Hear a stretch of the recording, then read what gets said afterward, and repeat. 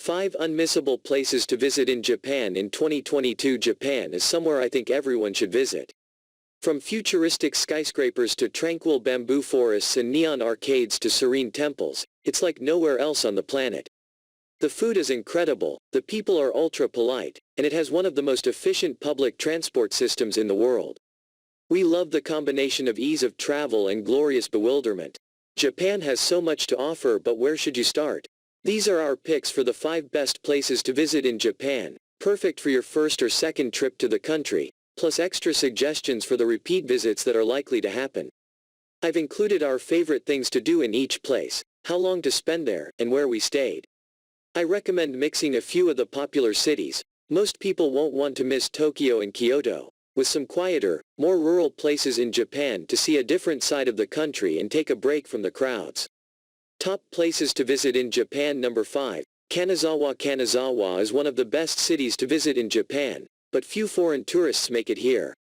Consider Kanazawa as a quieter alternative to Kyoto to experience geisha districts with preserved wooden buildings.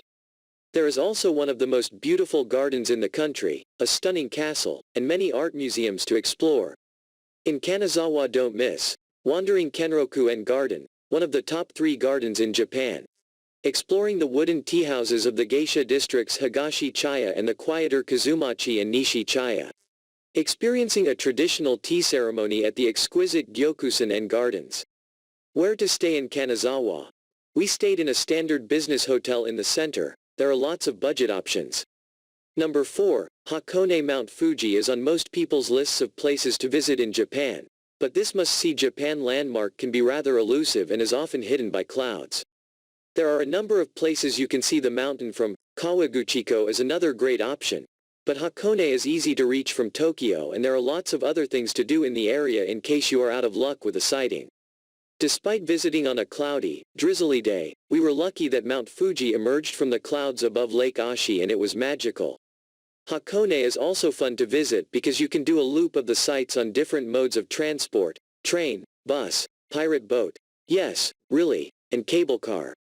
In Hakone, don't miss buying a Hakone free pass so you can hop on and off all the transport options on the Hakone loop. Seeing Mount Fuji from the lake or cable car. Eating a black egg cooked in the hot sulfur springs at volcanic Iwakudani. Not really, we skipped this, but the Japanese love them. Soaking in an onsen, staying in a tatami room in a ryokan, traditional inn, and enjoying an elaborate dinner. Wandering the outdoor sculpture gallery at Hakone Open Air Museum. How long to spend? You could visit on a day trip from Tokyo, but I recommend 1 to 2 nights to experience a ryokan and onsen. We had 1 night and did part of the loop in the afternoon. We arrived and the rest in the morning. While it was just enough for the main sites, we wished we'd had longer to enjoy our ryokan.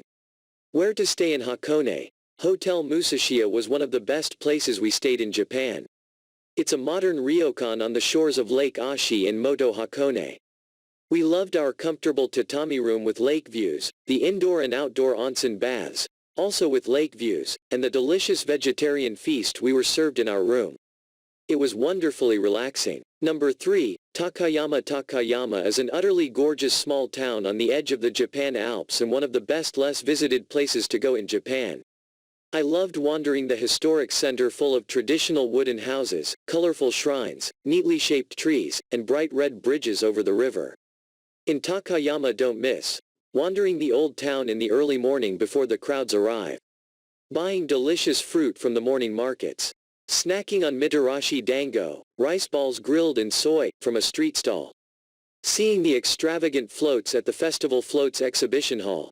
Visiting the Hida folk village to see traditional thatched houses. Cycling through the countryside with Satoyama experience. How long to spend? 2 to 3 nights. We had 2 nights and wished we'd had longer because there's lots to do in the surrounding countryside.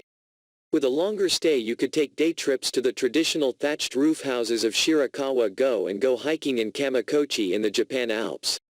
Where to stay in Takayama? We stayed at Super Hotel Hida Takayama, a good mid-range business hotel near the train station. Next time I want to stay at Oyada Koto no Yumi, a ryokan with onsen which gets excellent reviews. Number 2. Tokyo. If Kyoto is the heart of traditional Japan, Tokyo is its ultra-modern counterpart. It's here you'll find the skyscrapers, noisy arcades, busy pedestrian crossings, quirky youth fashions, and many incredibly delicious restaurants.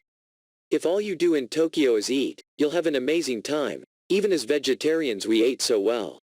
Tokyo is also home to some of the weirdest activities we've ever done.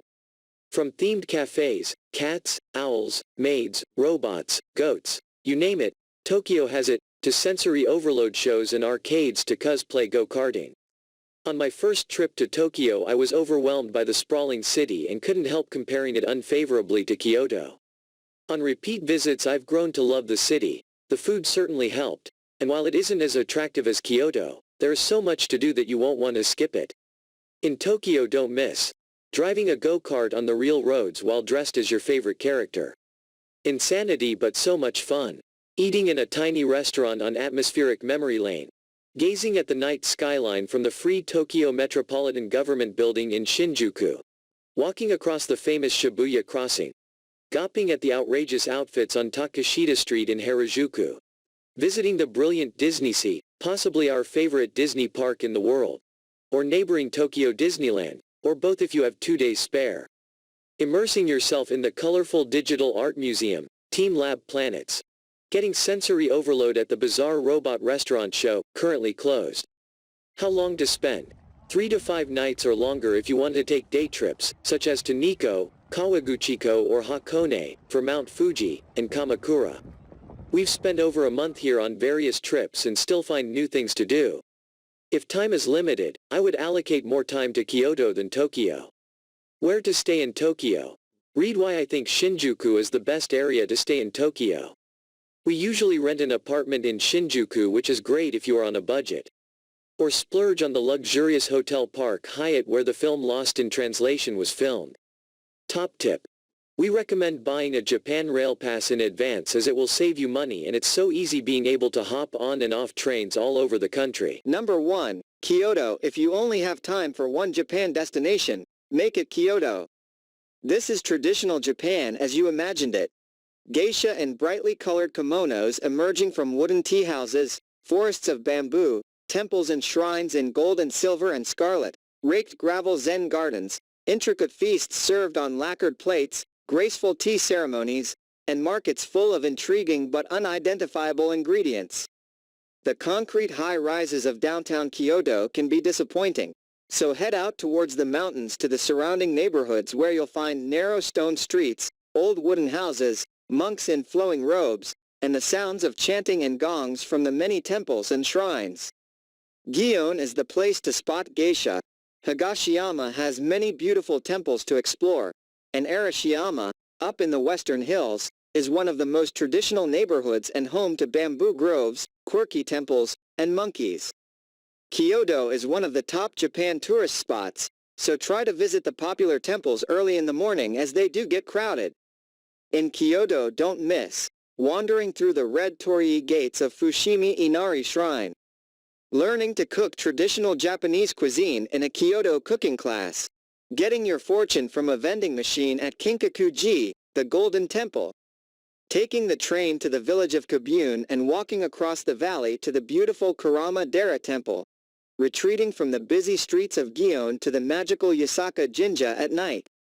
Strolling the Philosopher's Path. Experiencing Zen Buddhist cuisine at the Tenryuji Temple.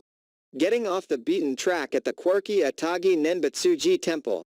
Exploring these magical Kyoto cherry blossom spots if you visit in late March or early April. How long to spend? 3 nights minimum, but 5 nights would be better. We've spent 2 months in Kyoto and still haven't done everything.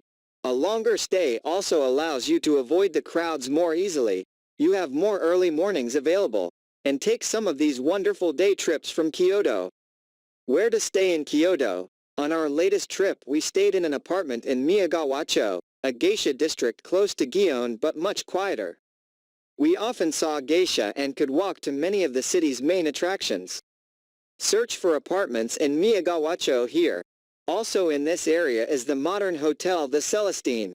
If you'd prefer a traditional ryokan, Ryokan Yachiyo near Nanjenji Temple looks beautiful.